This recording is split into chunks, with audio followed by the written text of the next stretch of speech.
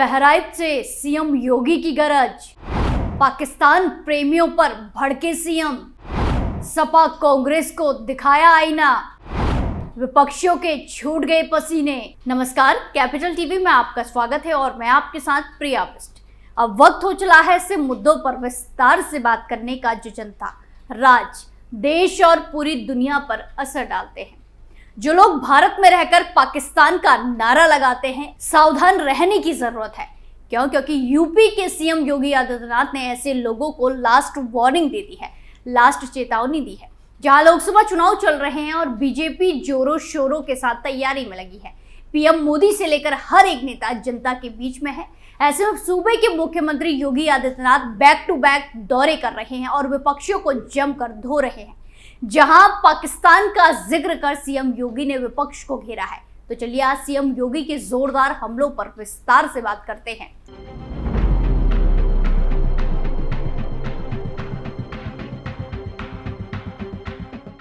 UP के CM Yogi Adityanath जब भी भाषण देते हैं तब लोग उनके मुरीद हो जाते हैं और दुश्मनों के पसीने छूट जाते हैं। और आजकल तो वैसे ही लोकसभा चुनाव का दौर चल रहा है, जिसको देखते हुए हर एक नेता एक्टिव मोड में है और लगातार वार पलटवार का सिलसिला जारी है। सीएम योगी भी लगातार जनता के बीच जा रहे हैं और जनता को संबोधित कर रहे हैं। जहां 7 मई 2024 को सीएम योगी बहराइच पहुंचे, जहां सीएम योगी ने बहराइच प्रत्याशी आनंद गौड़ को उनके पिता वर्तमान सांसद अक्षयवर लाल गौड़ से अधिक मतों से जिताने की अपील की, जिससे कि बहराइच की आवाज दिल्ली तक पहुंची। इसके बाद उन्होंने सपा, कांग्रेस और बसपा पर जोरदार हमला बोला। जहां सीएम योगी ने भारत में रहकर पाकिस्तान की गाने वाले के खिलाफ कड़ी टिप्पणी की है। उन्होंने चेतावनी देते हुए कहा कि जो भिखारी पाकिस्तान का नारा लगाते हैं वो वहीं चले जाएं और भारत पर बोझ ना बने। दरअसल बहराइच में जनसभा को संबोधित करते हुए सीएम योगी आदित्यनाथ पाकिस्तान समर्थकों पर भड़क गए। उन्होंने भरे मंच से कहा कि भारत में बड़ी तादाद ऐसे लोगों की है जिनका दिल पाकिस्तान के लिए धड़कता है। ये लोग रहते हैं भारत में, खाते हैं भारत में, लेकिन इनकी वफादारी सीमा पार पाकिस्तान के साथ है। ऐसे लोगों से हमें सावधान रहना चाहिए। जो भिखारी पाकिस्तान का नारा लगाते हैं वो वहीं चले जाएं और भारत पर बोझ ना बने। लोग पाकिस्तान का नारा लगाते हैं, उनका वही हाल कर देंगे जो महाराजा सुहेलदेव ने सैयद सालार मसूद गाजी का किया था।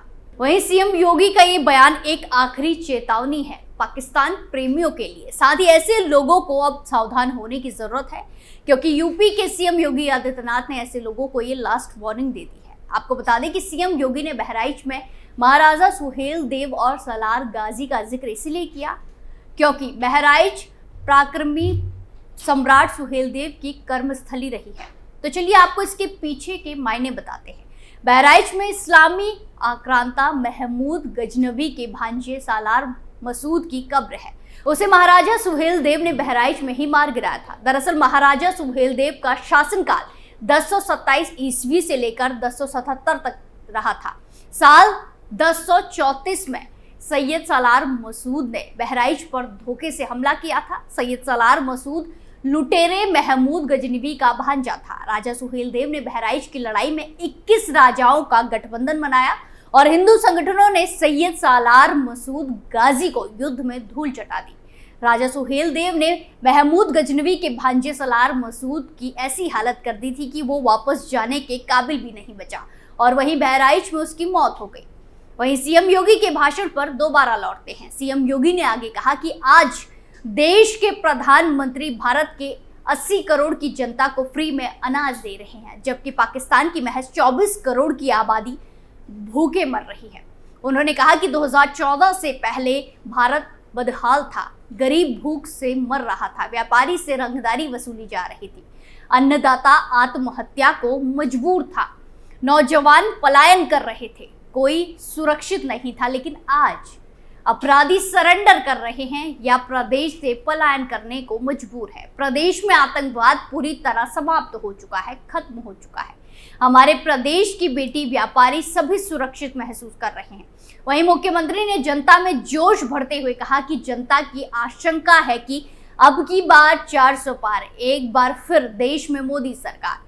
जनसभा के बाद मुख्यमंत्री लखनऊ के लिए वापस रवाना हो गए और तब से लगातार एक के बाद एक जिले में जाकर लोगों से बात कर रहे हैं, लोगों को संबोधित कर रहे हैं। सीएम योगी का जुबानी हमला, सपा कांग्रेस की लगाई वाट। इसी दौरान मुख्यमंत्री योगी आदित्यनाथ ने जुबानी हमला करते हुए कहा कि कांग्रेस और समाजवादी पार्टी की सरकार में विस्फोट हो जाया करता था। जनता जब सवाल करती थी तो सपा कांग्रेस के लोग कहते थे कि ये घटनाएं सीमा पार से हो रही हैं। आज जब आतंकवाद की बात आती है तो पाकिस्तान सफाई देता है कि हमने कुछ नहीं किया, भारत अपनी तरफ से कोई किसी को छेड़ता नहीं है, लेकिन अगर भारत को कोई छेड़ता है तो भारत उसे छोड़ता भी नहीं है।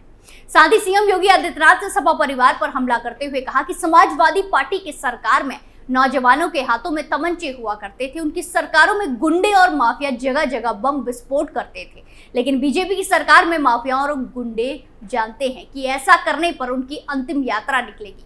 बता दें कि बहराइच लोकसभा सीट पर चौथे चरण में 13 मई को मतदान होगा। बहराइच लोकसभा सीट पर पिछले 2 चुनावों से बीजेपी का ही कब्जा रहा है। इस बार बीजेपी ने बहराइच सीट से बीजेपी ने अरविंद गौड़ को चुनावी मैदान में उतारा है, वहीं सपा ने इस सीट से रमेश गौतम को टिकट दिया है। इसके साथ ही बसपा ने बहराइच सीट से ब्रजेश कुमार सोनकर को अपना प्रत्याशी बनाया है, प्रत्याशी घोषित किया है। वहीं आपको बता दें कि प्रत्याशी के प्रचार प्रसार के लिए सीएम योगी चुनावी मैदान में उतरे हैं और बीजेपी के प्रत्याशी अरविंद गौड़ के लिए वोट के लिए जनता से अपील कर रहे हैं, जनता से इसकी मांग कर रहे हैं। वहीं इस दौरान उन्होंने महाराणा प्रताप की मूर्ति का अपमान करने पर समाजवादी पार्टी को निशाने पर लिया। सीएम योगी आदित्यनाथ ने कहा कि अकबर औरंगजेब की औलादे ये समझ ले कि ये नया भारत है। समाजवादी पार्टी के गुंडे मूर्ति के ऊपर चढ़ते हैं, महाराणा प्रताप के भाले को तोड़ने का प्रयास करते हैं, मूर्ति अपवित्र करते हैं। नया भारत राष्ट्र नायकों का अपमान बर्दाश्त नहीं करता है। सीएम योगी ने समाजवादी पार्टी को रामद्रोही और कांग्रेस को आतंकवादियों की समर्थक पार्टी बताया। CM Yogi back to back जनता से मिल रहे हैं और विपक्षियों पर हमला बोल रहे हैं। बता दें कि जैसे जैसे चुनाव आगे बढ़ रहे हैं, तरह तरह के चुनाव प्रचार के दौरान बातें भी सामने निकल कर आ रही हैं, अजीबोगरीब घटनाएं सामने आ रही हैं। जहां लोकसभा चुनाव के बीच मैनपुरी लोकसभा सीट पर हंगामे की खबर आई थी। मैनपुरी लोकसभा सीट के करहल चौराहे पर समाजवादी पार्टी के रोड शो के दौरान जोरदार हंगामा हुआ, बवाल हुआ, जिसके बाद पुलिस ने सपा के करीब 100 कार्यकर्ताओं के खिलाफ अज्ञात में मुकदमा दर्ज किया। दरअसल मैनपुरी लोकसभा सीट पर समाजवादी पार्टी का रोड शो निकल रहा था और जब रोड शो मैनपुरी के कलहर चौराहे पहुंचा, वहां लगी महाराणा प्रताप की प्रतिमा पर सपा कार्यकर्ता चढ़ गए। सपा कार्यकर्ताओं के हाथों में सपा का झंडा लाल और हरे गुब्बारे की लड़ी थी, जिसे बांधने की वो कोशिश कर रहे थे।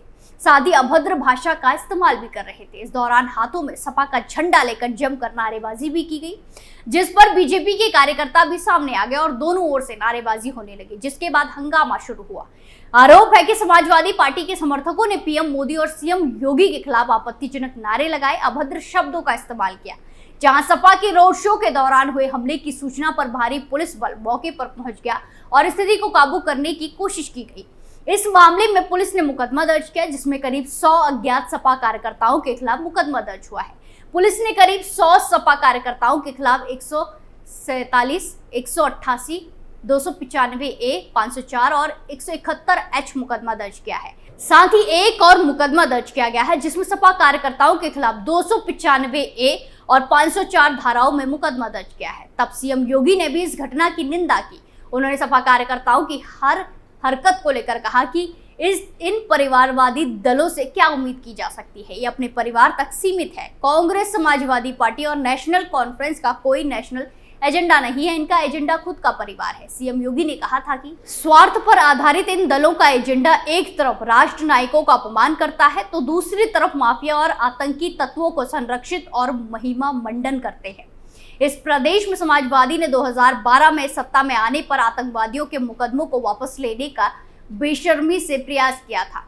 आगे मुख्यमंत्री ने मुख्तार अंसारी का जिक्र करते हुए कहा कि अभी कुछ दिन पहले एक कुख्यात माफिया की मौत होती है तो संवेदना व्यक्त करने के लिए उनके घर पर समाजवादी पार्टी के राष्ट्र अध्यक्ष जाते हैं।